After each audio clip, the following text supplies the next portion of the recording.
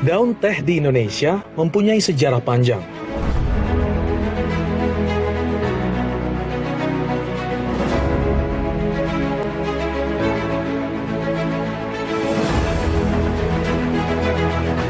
Awalnya, biji tanaman teh dibawa dari Jepang.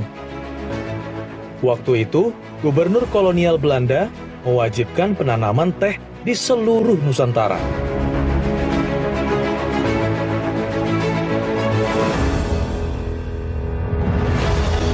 Penanaman teh dimulai dari Kebun Raya Bogor hingga Garut, Jawa Barat. Tanaman teh kemudian berkembang pesat. Bahkan, hasil bumi tanah Pasundan itu bisa dinikmati masyarakat Belanda dan Eropa.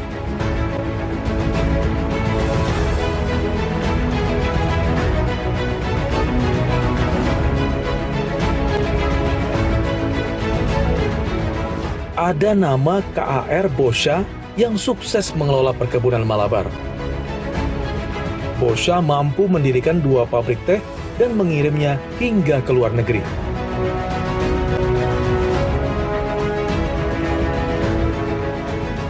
Berkat Boscha, bangsa Eropa sangat mengenal kualitas teh asal Indonesia. Banyak orang mengenal Boscha sebagai Raja Teh Priangan.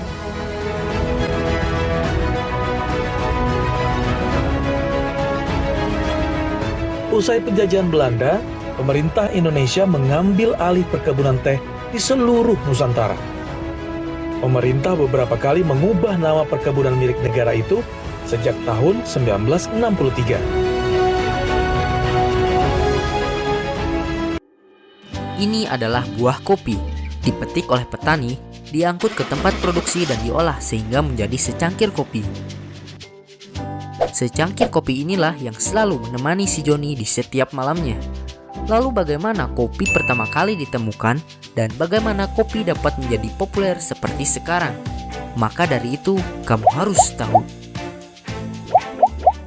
Kata kopi berasal dari bahasa Arab, yaitu kahwah, yang berarti kekuatan. Karena dahulu kopi digunakan sebagai minuman penambah energi terutama untuk umat muslim agar tetap terjaga di saat beribadah di malam hari. Tanaman kopi pertama kali ditemukan oleh bangsa Ethiopia di Abyssinia, wilayah Afrika pada abad ke-9 Masehi. Legenda paling terkenal dari asal-usul kopi adalah kisah Kali dan kambingnya. Kisah ini menceritakan seorang pengembala yang menemukan kambingnya dalam keadaan begitu energik setelah memakan sejenis buah beri. Karena penasaran akan buah tersebut, Kaldi pun mencoba untuk memakannya.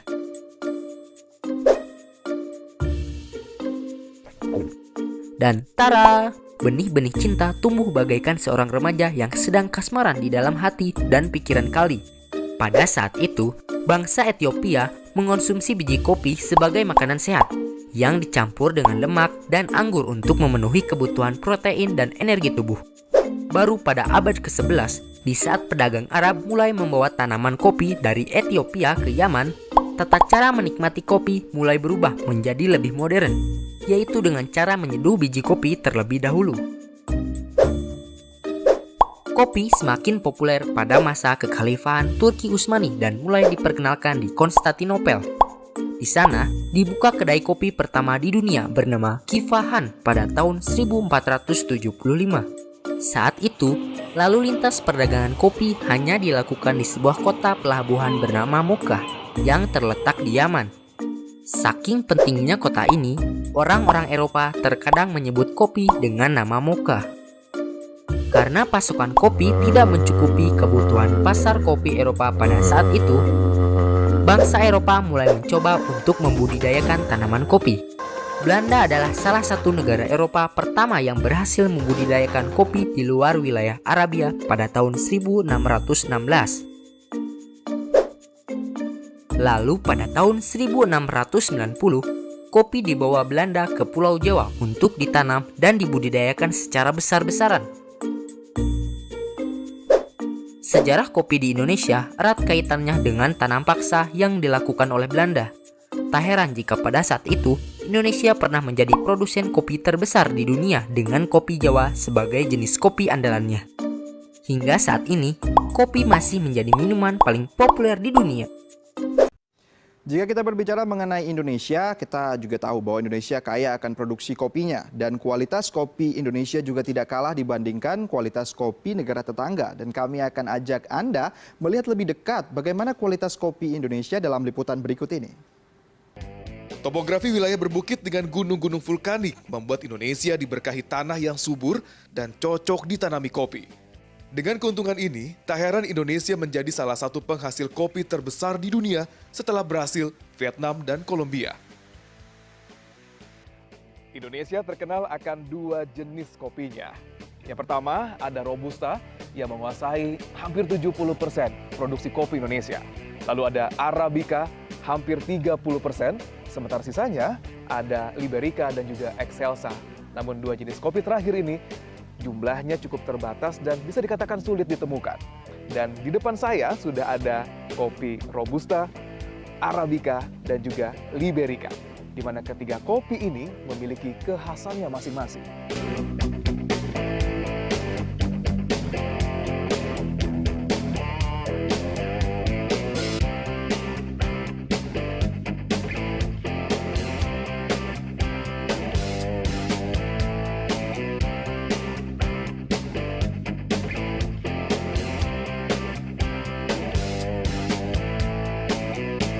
Kekhasan alam di tiap wilayah yang berbeda menghasilkan beragam varian kopi dengan keunggulannya masing-masing.